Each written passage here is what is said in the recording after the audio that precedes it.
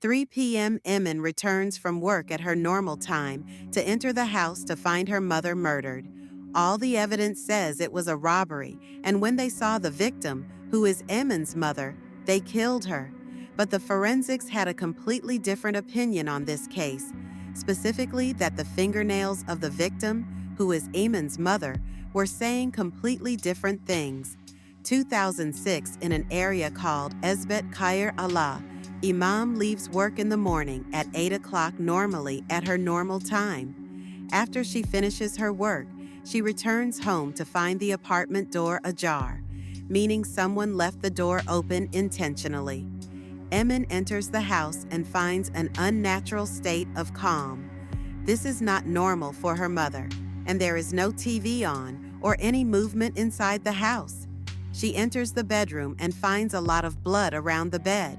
She opens the covers and finds her mother dead.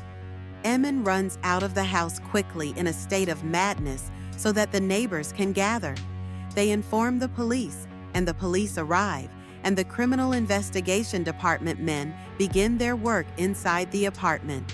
The first thing they found was a clear robbery, with a large amount of gold jewelry taken from the apartment. However, the strange thing is that the process of entering the apartment did not have any signs of death, meaning the house was open normally, and the one who entered was someone known to the family or someone known to Eman's father.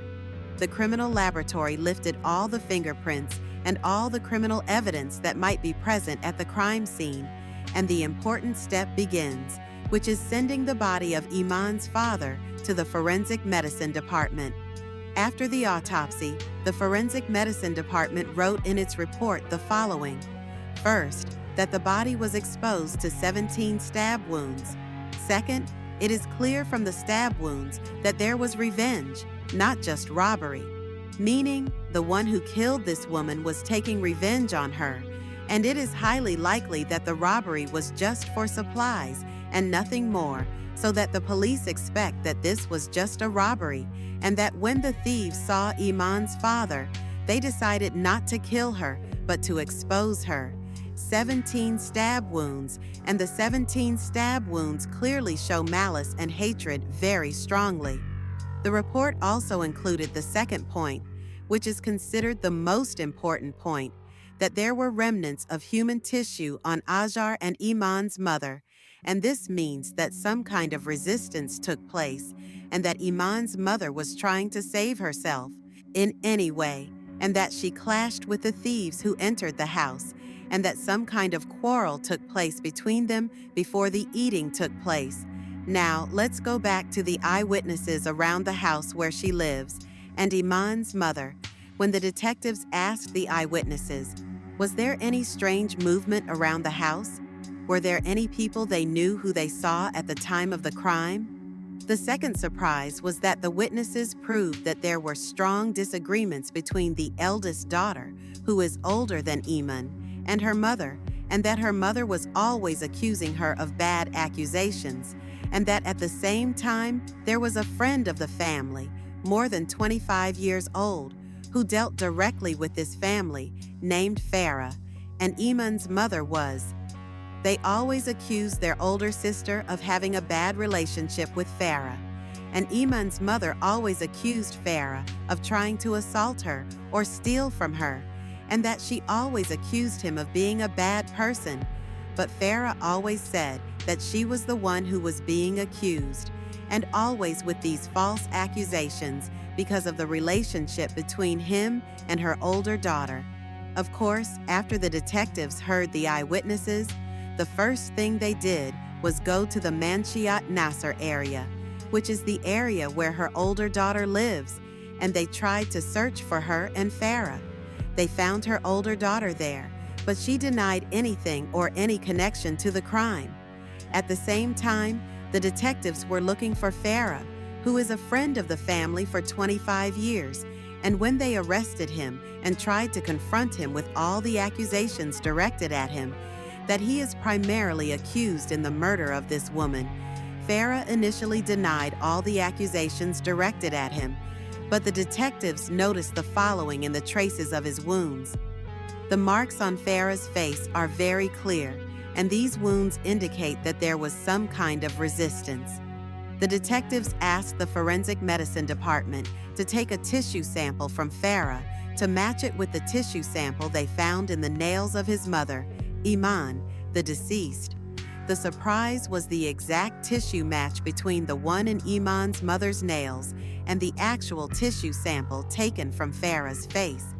The second surprise was that when the detectives showed Farah's picture to eyewitnesses in the Ezbet Khair Allah area, more than one eyewitness confirmed that they had seen Farah on the same day of the crime at 9 a.m. in the area, and he appeared confused. However, no one would have imagined that Farah could have done this.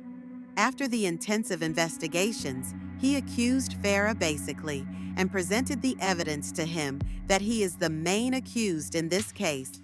All the surprises began to appear.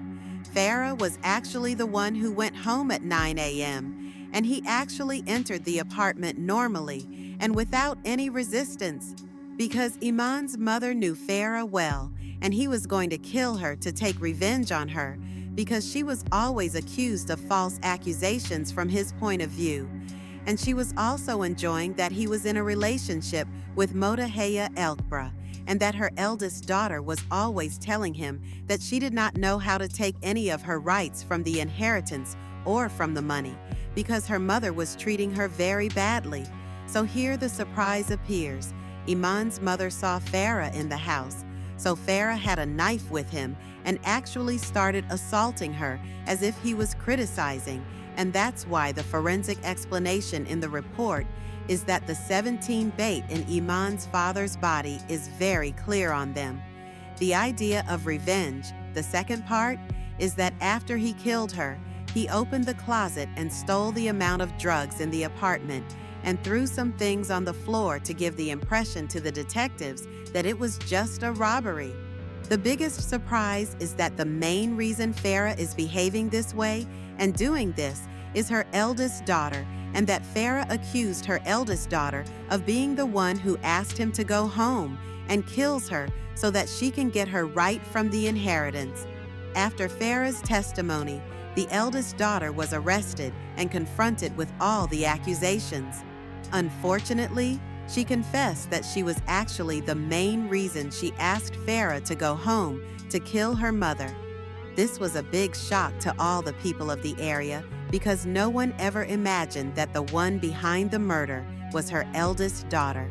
The forensic report proved from the first moment that the operation was most likely not a robbery, but rather an act of revenge.